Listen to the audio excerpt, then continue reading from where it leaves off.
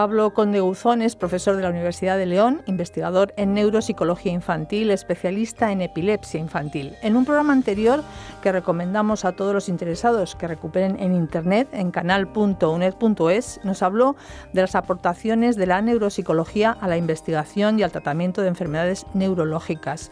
Hoy nos acompaña de nuevo en Sin Distancias, invitado por los profesores del Departamento de Psicología Básica 2 de la UNED, Raúl Cabestrero Alonso y Pilar Quirós Expósito. Buenos días, Pablo. Buenos días, Raúl. Pablo, decirte que es un placer tenerte otra vez aquí con nosotros y sobre todo pues con un tema tan importante como es la neuropsicología de la epilepsia infantil. Yo creo que conviene que empecemos a definir qué es la epilepsia infantil y sobre todo también qué tipos de epilepsia nos podemos encontrar.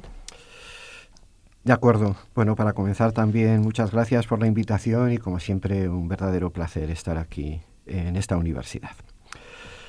En principio la epilepsia, que a veces se piensa que es una enfermedad, a veces se piensa que es un síntoma, pero bueno, probablemente lo mejor sea caracterizarla según la definición de la Organización Mundial de la Salud, que define a la epilepsia como un desorden crónico cerebral y dice que de variada etiología.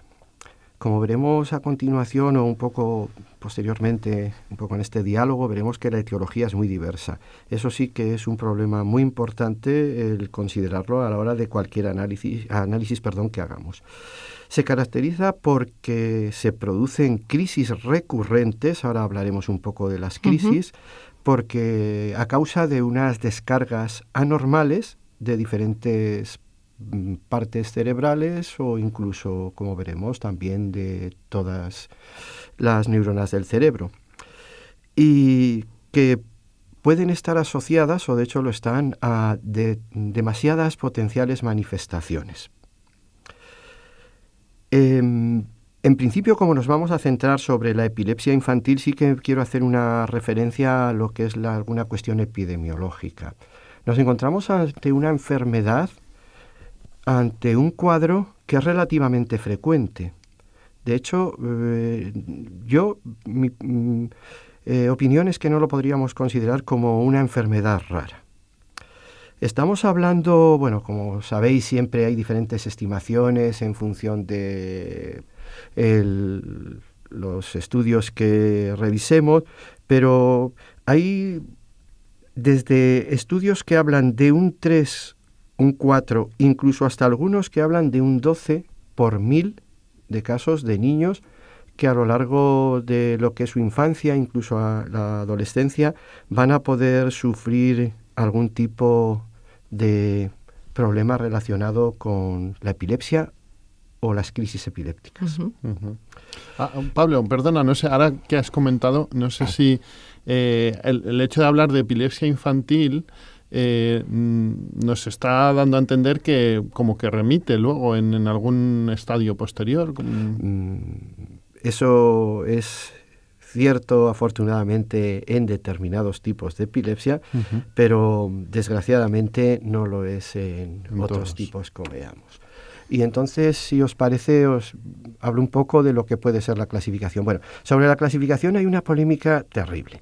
O sea, y de hecho yo voy a hablar de una clasificación que yo creo que es didáctica.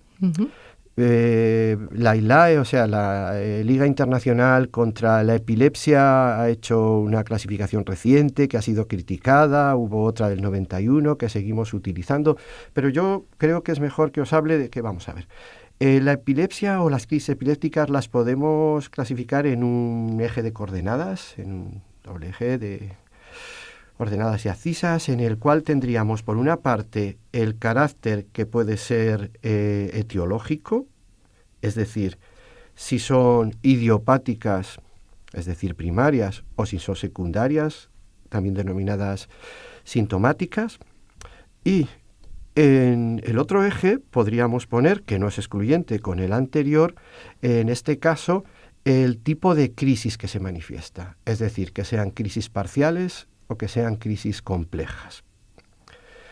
Sobre la primera parte, sobre el primer eje, creo que es muy fácil comprenderlo. Una epilepsia es una manifestación, suele comenzar como un síntoma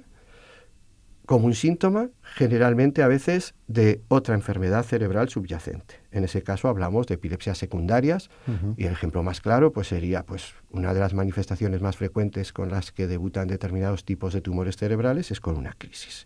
En este caso la epilepsia sería un síntoma de ese tumor cerebral o de un problema toxicológico en el cerebro, de un sufrimiento en el nacimiento que son muy frecuentes, por ejemplo, las secundarias a parálisis cerebral infantil. Y por otra parte están las primarias. En las primarias, en este caso, el síntoma es la enfermedad. En este caso, la manifestación de la crisis es el propio síntoma. Sí que hay descargas anormales en determinadas partes, en determinadas neuronas del cerebro, pero de una manera primaria. Es decir, las pruebas, digamos, de neuroimagen estructural no van a encontrar nada, simplemente la manifestación, porque sabéis que el diagnóstico de una epilepsia es a través de lo que es el tratado electroencefalográfico. Va a haber descargas anormales, pero no se va a encontrar ni el foco, digamos, sí el foco, pero no una lesión en el foco. Por otra parte, como os decía, en el otro eje hablaríamos de crisis parciales o crisis generalizadas. Y bueno, hay un estadio intermedio que son las que se denominan, que se inician parcialmente y que secundariamente se generalizan. En este caso, en las crisis parciales, es una determinada parte de la corteza cerebral, la corteza o del cerebro, porque también puede haber descargas en otras partes del córtex, es una pequeña parte en la que empieza a haber una desincronización y empieza a haber unas descargas anormales. Y las generalizadas es, digamos que de una manera global, lo que es las neuronas globales del cerebro, las que empiezan a tener unas descargas anormales. Si estos dos ejes los hacemos una mezcla, nos encontraríamos con determinados tipos. Como nos estamos centrando en las infantiles, también es muy importante hablar las que son secundarias a los grandes síndromes. Por ejemplo, el síndrome de Gastaut, el West, Le Bourneville, etc. Entonces, sobre estos síndromes también trabajamos y sobre estos síndromes también analizamos, en este caso, como sabéis, mi estudio es multidisciplinar con un grupo grande en el que trabajamos neuropediatras, neurocirujanos y neuropsicólogos. Entonces, nuestro papel de los neuropsicólogos es ver realmente qué alteraciones neuropsicológicas pueden estar asociadas a este determinado tipo de problemas. Raúl, hay un determinado tipo de epilepsias que afortunadamente las denominamos con un carácter benigno y que suelen remitir unas espontáneamente, sin tratamiento farmacológico al llegar a la adolescencia, y otras suelen remitir también al llegar a la adolescencia, pero en este caso con tratamiento farmacológico. Sobre este tipo, si os parece bien, o preguntadme si queréis otra cosa, puedo pararme un poquito porque son realmente las que a nosotros en nuestro grupo, por lo menos aquí en España, nos han resultado más interesantes a la hora de estudiarlas. Y sobre todo a mí también después sí que me gustaría que hablemos un poquito de las familias que tienen un niño con esta problemática, porque realmente, de cara también a los posibles oyentes que tengan estas familias que puedan tener este tipo de problema, creo que les puede resultar de interés y sobre todo qué es lo que ellos deben hacer si se encuentran en esta primera fase de que se han encontrado con este problema y no saben muy bien qué es lo que se debe hacer. Las familias con niños con epilepsia sufren un gran deterioro en su calidad de vida, como después hablaré un poco con más detalle. Pero está muy relacionado con esto que estábamos hablando, lo anterior, relativo a el tipo de epilepsia y cómo se manifiesta.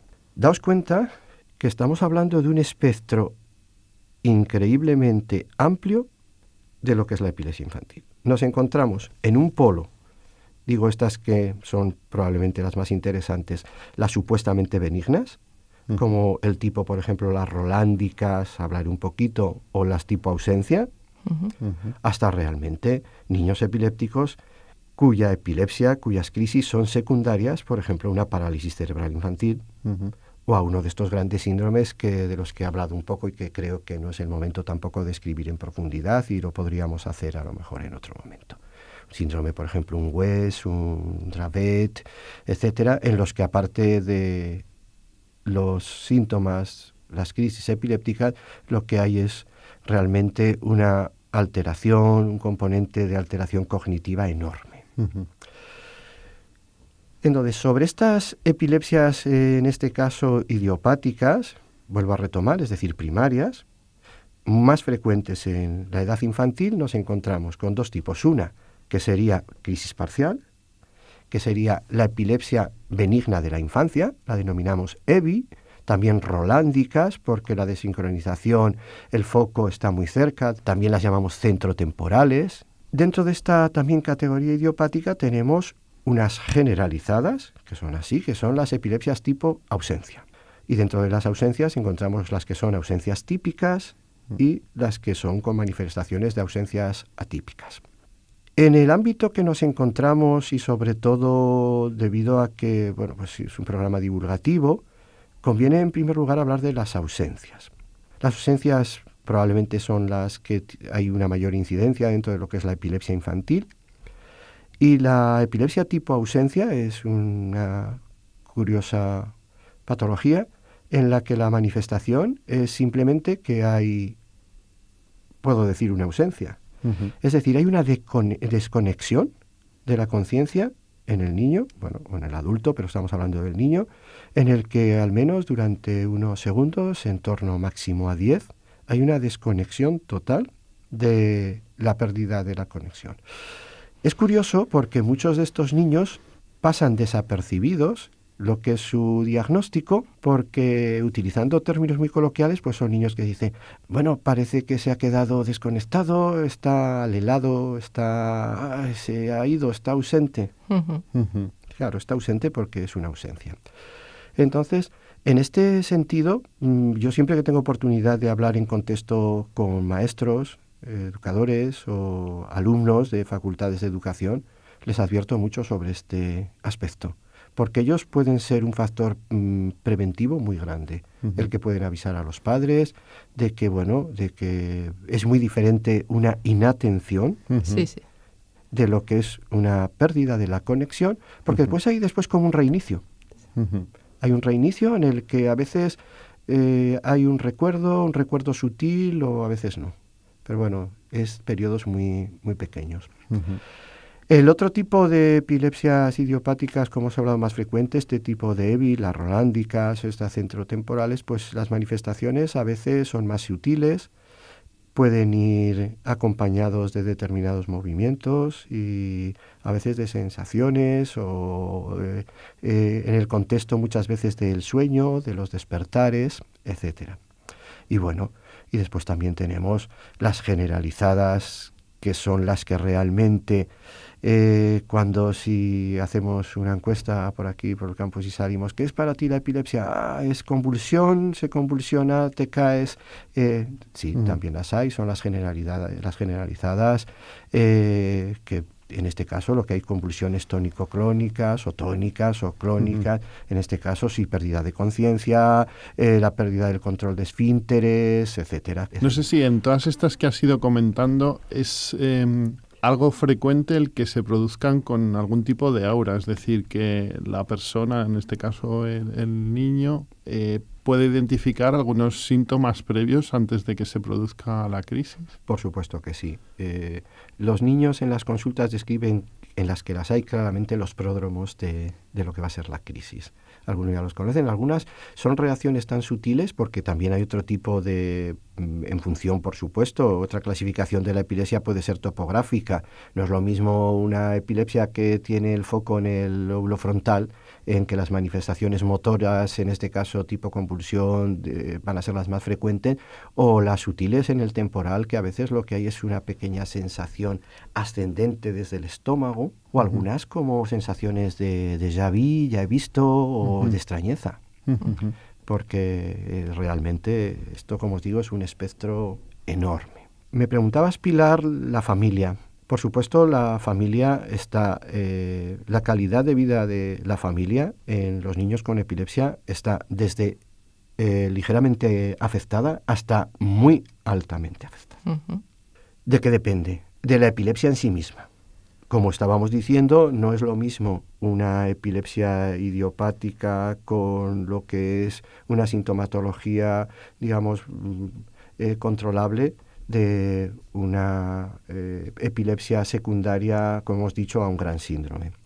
Es muy importante para lo que es la calidad, cómo afecta el impacto de la epilepsia en la familia, la edad de comienzo, por supuesto. La edad de comienzo es muy importante. Nosotros en nuestros estudios pues realmente hemos visto que la edad de comienzo es no solo importante, sino a veces nos llama la atención de alguna cuestión que hemos encontrado con respecto a la edad de comienzo.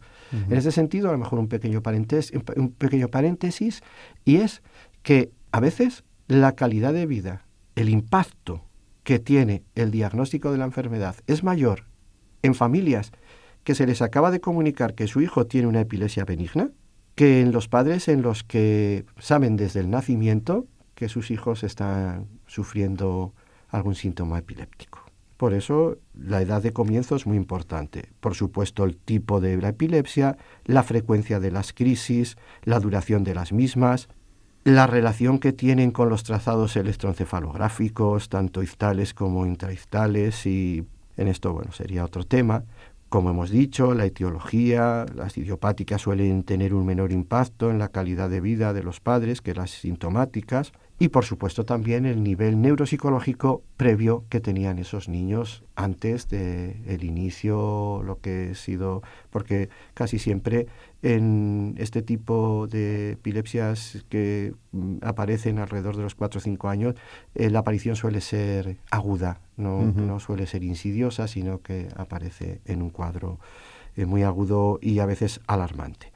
Como es evidente, os imaginaréis, pues Raúl, Pilar y los oyentes, que el carácter psicosocial del que se proceda pues tiene mucha relación con ese impacto, y en este sentido, queréis, hablamos un poco del estudio que estamos realizando para las diferencias que hay entre España y Francia, y que no llegamos a conclusiones muy claras, pero bueno, hay conclusiones claras que la actitud que tenga la sociedad, la escolarización, la influencia de las actividades en la vida diaria, cómo las administraciones públicas van a realmente ayudar a estos niños y a estos padres, el centro donde se controle, la actitud de la familia. Bueno, como sabéis, en cualquier enfermedad, y eso probablemente sabéis vosotros mucho más que yo, las fases del duelo se tienen que pasar en el diagnóstico, y realmente lo que sí es curioso, por si se me olvida, es que a veces hemos visto en nuestros estudios que la calidad de vida de la familia de estos niños está tanto o más afectada que en otras enfermedades crónicas graves, como puedan ser, digamos, diabetes o, por ejemplo, cáncer infantil. O sea, que son muy similares en cuanto a... El impacto sobre la calidad de vida, sí, similar. A veces sobre lo que es el grado. ¿Y la preocupación por parte de los padres, digamos, existe una mayor sobreprotección o...? Sí, y sobre todo, Raúl, el carácter impredictible, lo que no se puede predecir sobre cuándo va a aparecer la crisis. Porque en otro tipo de enfermedades con las que las hemos comparado, sobre todo a través de revisión de estudios, en muchas otras enfermedades el síntoma, digamos, la afectación es muy previsible. En este caso no, hay un carácter que el padre no conoce. ¿Qué es lo que hace? Pues que a estos niños se les limite el que vayan a casa de otros amigos, a dormir, a fiestas, que asistan a determinadas actividades tipo de deporte, etcétera. Porque realmente a veces no se sabe, bueno, no es predecible en la mayoría de los casos. Y después también, por supuesto, depende de la medicación. En este sentido, nosotros también, nuestro grupo ha hecho algún estudio sobre el tipo de medicación, y hay cosas que son obvias. La monoterapia, los niños que sus crisis remiten con monoterapia o incluso sin terapia farmacológica, el impacto de la calidad de vida suele ser mejor que los niños que tienen politerapia. Y realmente es que esto va muy asociado también con el tipo de la epilepsia. Hay epilepsias que son farmacoresistentes, que no os podríais imaginar el cóctel, vamos a hablarlo así en un nivel coloquial, de fármacos que se necesitan para intentar controlar las crisis. Hay niños que tienen hasta 4 y 5 fármacos para poder intentar controlar las crisis que son diarias, crisis que llegan a crear deterioro cognitivo y que hacen no solamente que la calidad de vida sea mala, sino que la patología sea incompatible con la vida. En estos casos también lo hemos estudiado y lo hemos comparado, pues son los niños cuya única solución es la neurocirugía, en el que hay que resecar, estirpar un determinada área, el que realmente está dando unas descargas anormales para que el niño al menos pueda seguir teniendo una calidad de vida más aceptable que la previa. Has mencionado antes el estudio que se ha llevado a cabo comparando la población española con la población francesa.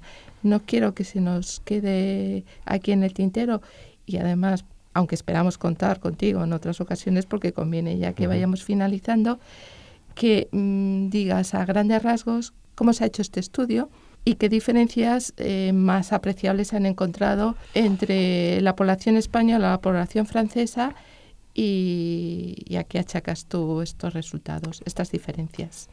Vale, pues para introducir un poco, lo que sí que tenemos muy claro, pero desde hace mucho tiempo y muy previo a nuestros estudios, es que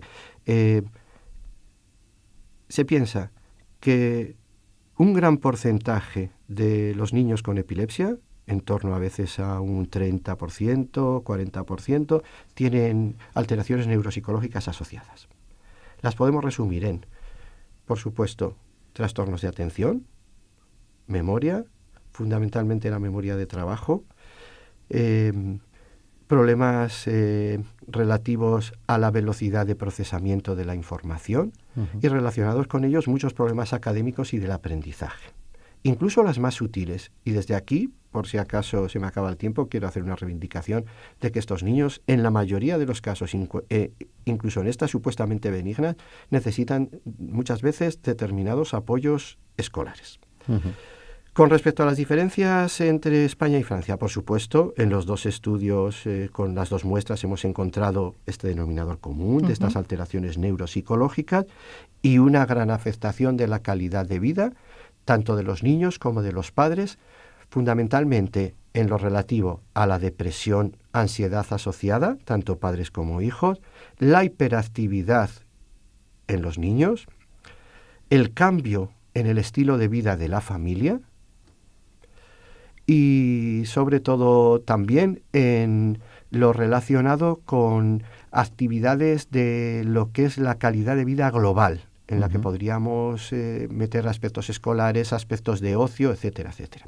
En principio, hemos encontrado alguna diferencia en cómo en España percibimos este impacto de la calidad de vida. En principio hemos encontrado en algunas cuestiones que en España percibimos de una manera más positiva tanto el diagnóstico como después el cómo afrontamos, este impacto que puede tener en las familias. El análisis, en ello estamos. Sí que realmente, como no podía ser de otra manera, no encontramos diferencias en cuanto al tratamiento médico. El tratamiento médico es idéntico en Francia o en España. Bueno, tengo sí que decir que el estudio está entre niños con epilepsia aquí en la región autónoma de Castilla y León y en Francia en la región Île-de-France, alrededor de París. En este sentido, lo que sí hemos visto ha sido que en España tenemos, o por lo menos en nuestra región, pero yo creo que es una ley gubernamental, creo que es estatal, lo que es el principio de la integración escolar, el intentar integrar dentro del marco escolar a estos niños que al menos sean integrables y, por supuesto, los que tienen grandes síndromes epilépticos suelen estar asociados a grandes problemas de deficiencia mental y deben estar en centros específicos tanto en España como en Francia. En Francia, estos niños también pueden estar escolarizados en centros ordinarios, pero hay una menor proporción de ellos. Y en España, al menos en Castilla y León, lo que son los recursos que estos niños necesitan, digamos, logopedia, apoyo psicológico, e incluso la psicomotricidad se suele dar dentro del ámbito escolar y corre a cargo, digamos, pues de las consejerías o lo que es el gobierno o las autoridades educativas. Por contra, en Francia es el Ministerio de la Salud Pública el que corre a cargo de estos recursos que pueden necesitar estos niños y siempre suelen ser en el marco extraescolar. Sí que los aseguran desde el punto de vista económico con las ayudas que proporcionan a los padres, pero suele ser una persona que acude a casa, un autónomo, decimos en España, como dicen ellos, un liberal, que es el que va a acudir allí. Una cuestión que hemos encontrado es que la terapia ocupacional en Francia está garantizada y no en España sobre estos niños. Y desde aquí quiero decir que esto hay que reivindicarlo. Entonces sí que es cierto que pensamos que la calidad de vida en España, el impacto que tiene sobre los padres es menor porque hay una mayor normalización. Sin embargo, en Francia, pues digamos que esta serie de tratamientos secundarios, el tenerlos que realizar en el propio ámbito familiar o en gabinetes privados en los que realmente el padre tiene que, después del horario escolar, acudir o que bien acudan estos profesionales, hace que se cambie más un poco lo que es el estilo de vida. Acabaremos analizándolo en profundidad y ahí estamos. Esperamos sacar una publicación en la que expliquemos todas estas cuestiones. Pues muchísimas gracias, Pablo. Como te decía al principio, es un placer escucharte y esperamos contar contigo en otra ocasión. Ya lo sabéis, cuando queráis. Para mí es un placer venir a esta que ha sido mi casa durante mucho tiempo. Pues nada, un saludo. Muchas gracias.